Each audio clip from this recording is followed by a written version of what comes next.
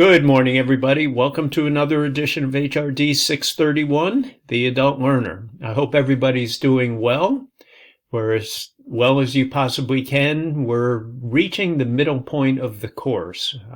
We're starting on Monday. We start week number 7.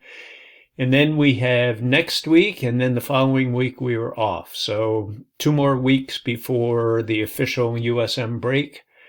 Keep up the good work. I know there's a lot of materials in this class, and you've heard me say it before, but if not, I will repeat it again. This is a survey class, and survey classes really are looked at as an opportunity to explore many different topics on a particular subject. And in our case, it's adult learning and adult education. So, we cover who participates to different types, to traditional learning theories. You could have an individual course on almost any one of these weeks. But for this class, once again, it is a survey class. So hang in there. Stay up with the materials online and also in our textbooks, and you will be just fine. So let's get right to week number 7. As you can see from the screen, the button right here, this is basically saying that it's not available. I am going to make this available to everybody. The video, I'm recording the video. This one is from last year, so that's gone. I will put the video in here as soon as I get this one recorded. So let's get to the materials this week. We have 2 chapters. We have chapter 9 and chapter 10.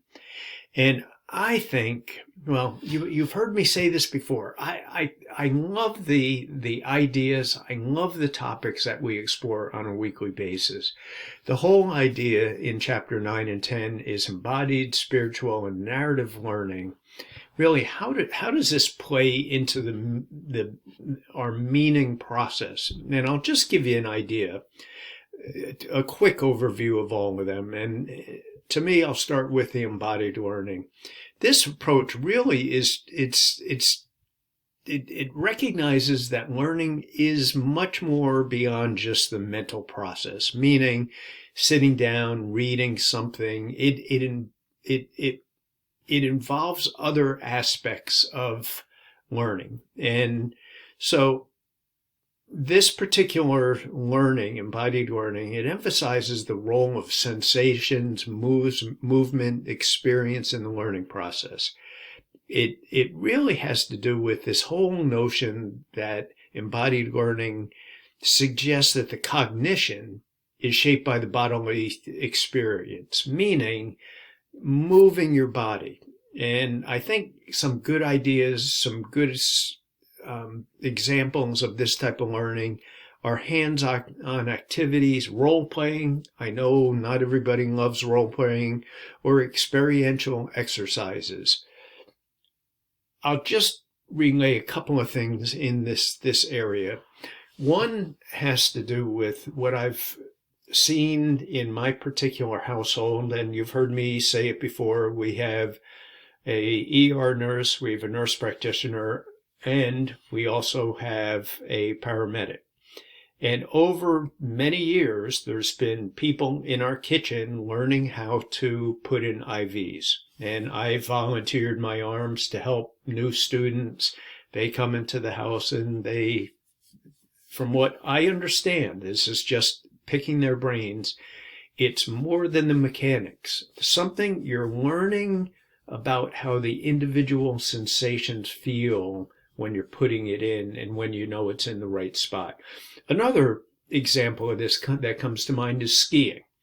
There were people that I used to teach skiing to that they did not want to hear me talk about the mechanics. They wanted to point those skis downhill or get into a wedge or get into a pizza, whatever it's called, and feel the mechanics of how to do it. Now, that by the movement, they are learning. Now, they may circle back and learn in other ways, but that's what kind of starts the process.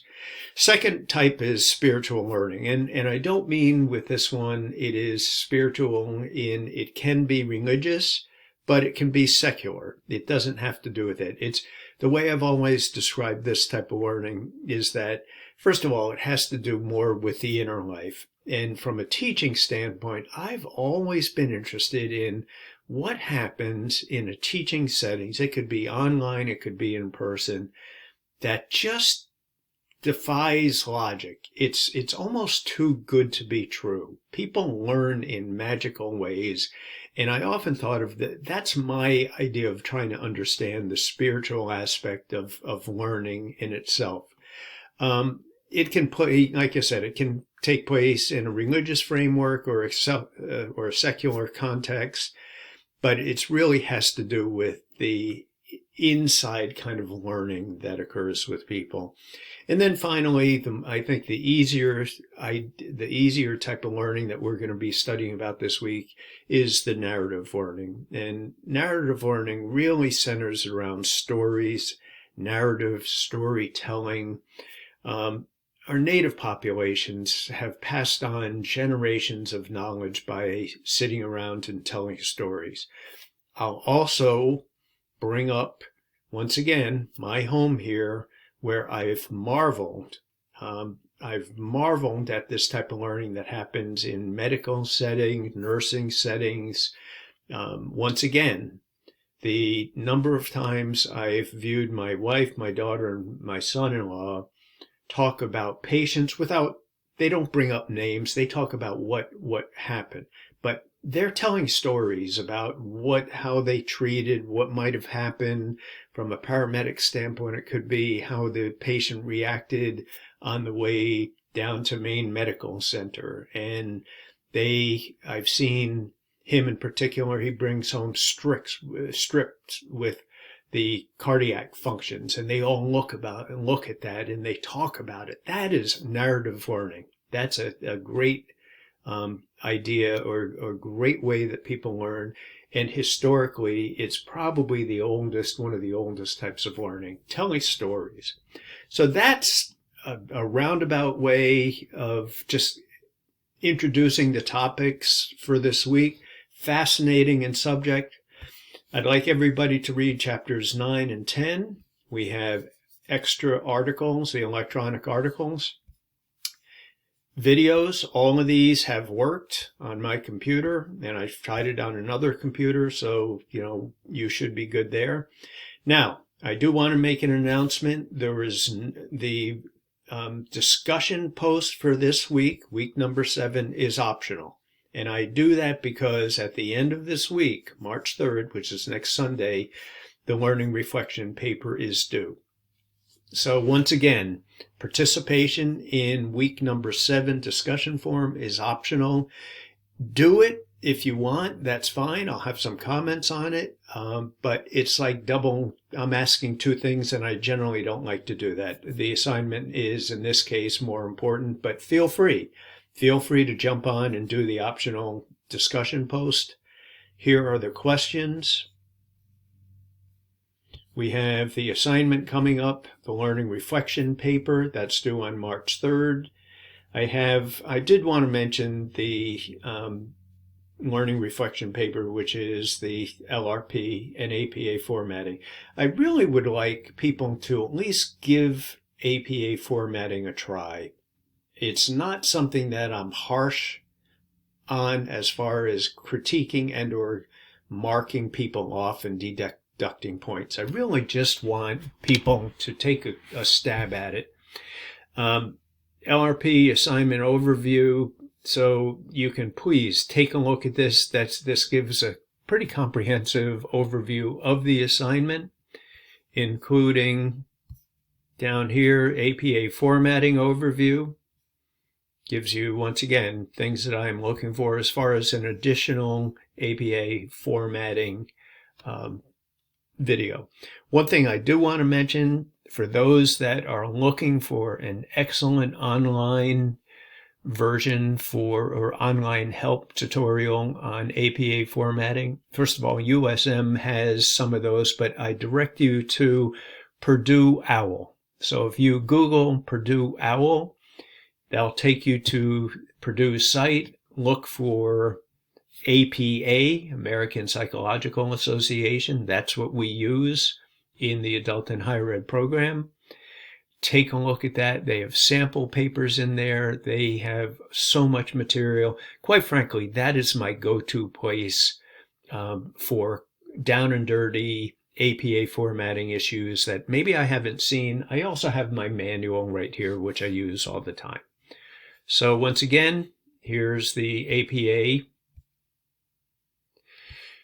Did want to make a couple of announcements of the Exploration Project presentations. They will be done in weeks 12, 13, and 14. I'll be sending out some information on this, including a sign-up. And then next week, we will be reading excerpts from one of these. You can choose whichever excerpt we want. If you want to get going, you want to take a look at it, I have all of these included in the electronic reserves, which is right up here. Click on that, and you'll be able to find any one of these titles. And they are not the entire book. They're just an excerpt from the book. That's what we'll be talking about. And here's the advanced organizer for next week, week number 8. Critical learning theory, postmodern feminist perspective, learning about learners, and this is where the books come in handy. And these are the discussions that we'll be using for the books. And then once again, the LRP is due on March 3rd. So that's enough out of me. If you have any question, please do not hesitate to reach out to me. Here's the electronic articles. The discussion is optional for this week. And then we have the assignment that's due at the end of the week. If you have any questions, please reach out to me. I'm here to help, and I hope you have a wonderful week. And I look forward to seeing everybody online. Bye.